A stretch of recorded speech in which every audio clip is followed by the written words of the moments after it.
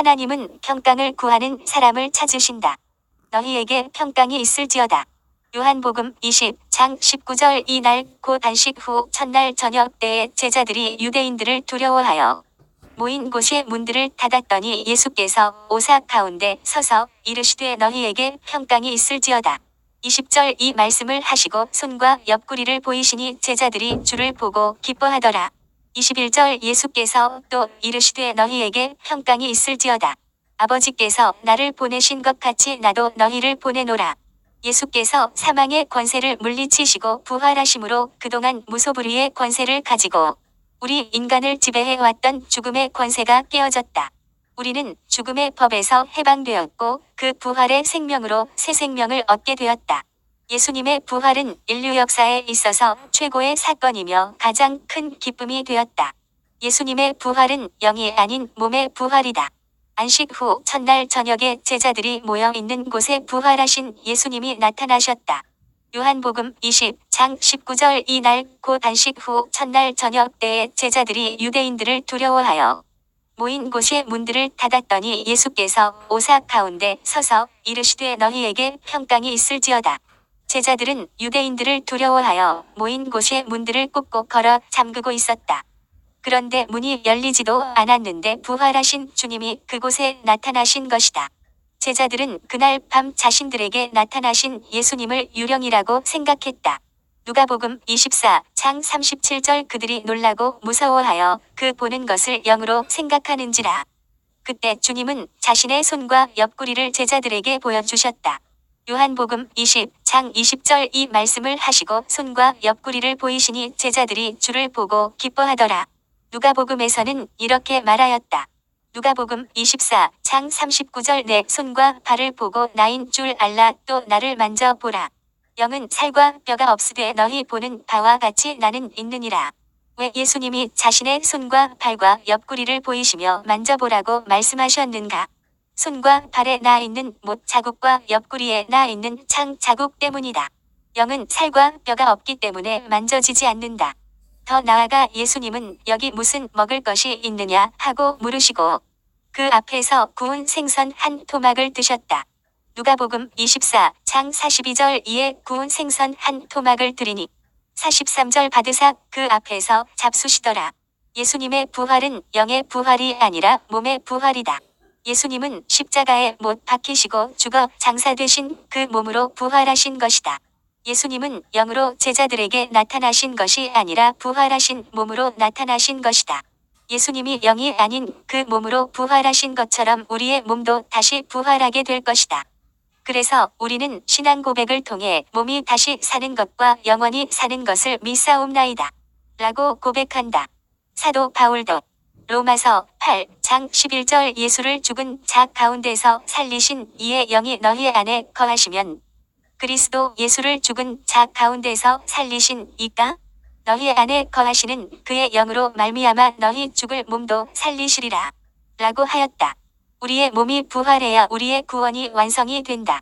지금처럼 병들고 쇠하고 죽는 연약한 몸이 아니라 썩지 않고 쇠하지 않는 신령한 몸으로 부활하게 될 것이다. 너희에게 평강이 있을지어다.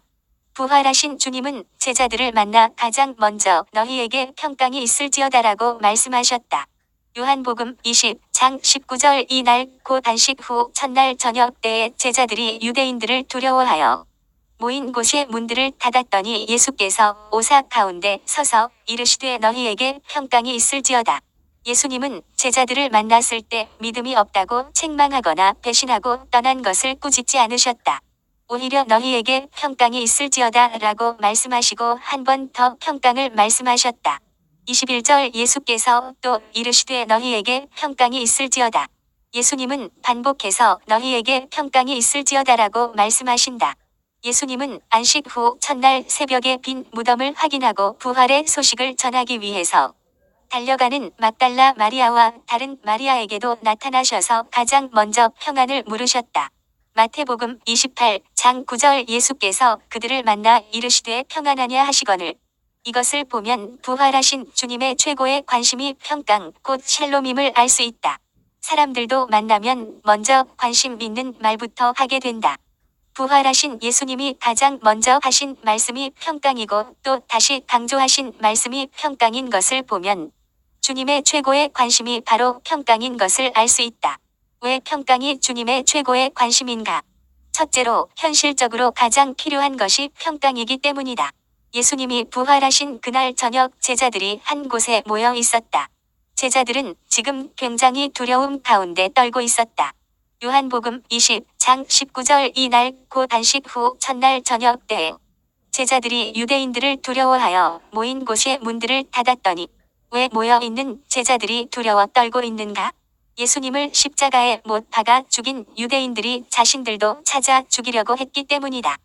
그래서 신변의 위협을 느낀 제자들은 모인 곳의 문들을 꾹꾹 걸어 잠그고 두려움 가운데 숨어 있었다. 그렇기 때문에 현실적으로 그들에게 가장 필요한 것은 평강이었다. 세상이 줄 수 없는 곧 모든 지각에 뛰어난 평강이었다. 아무리 세상적으로 성공했다 할지라도 마음에 평강이 없으면 그것은 축복이 아니다. 아무리 좋은 환경에 살아도 평안이 없으면 축복이 아니다. 행복한 삶의 증거는 마음의 평안이지 소유가 아니다. 지금 우리에게도 현실적으로 가장 필요한 것은 마음의 평안이다. 마음의 평안이 없는 축복은 축복이 아니기 때문이다.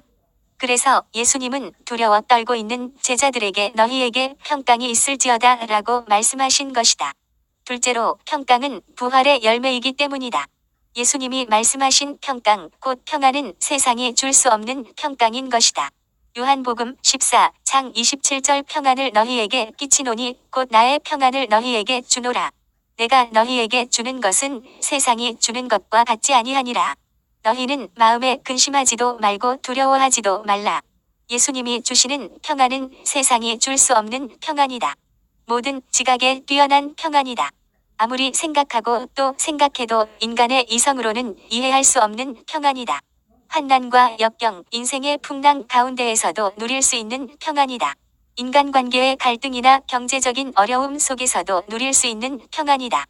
그리고 기가 막힐 웅덩이와 수렁에서도 누릴 수 있는 평안이다. 왜냐하면 이 평안은 하늘로부터 임하는 평안이기 때문이다. 하늘로부터 임하는 평안이란 예수님의 십자가 대속의 죽음과 부활을 통해서만 주어지는 평안을 말한다. 예수를 믿기 전에는 하나님과 화목하지 못하였고 하나님과 원수된 우리는 하늘로부터 임하는 평안을 누릴 수가 없었다. 죄의 문제, 죽음의 문제가 해결되지 않는 자는 결코 이 평안을 누릴 수가 없다. 성경을 보면 언제 평안이 사라지고 두려움이 임했는가? 죄가 들어오면서부터이다. 아담이 선악과를 따 먹은 후에 하나님이 차차 내가 두려워하여 숨었나이다고 하였다. 인간이 죄로 말미암아 경험한 최초의 두려움이다. 죄로 인하여 하나님과 원수된 관계가 되고 원수된 관계가 되니 평화가 깨지고 두려움이 임한 것이다.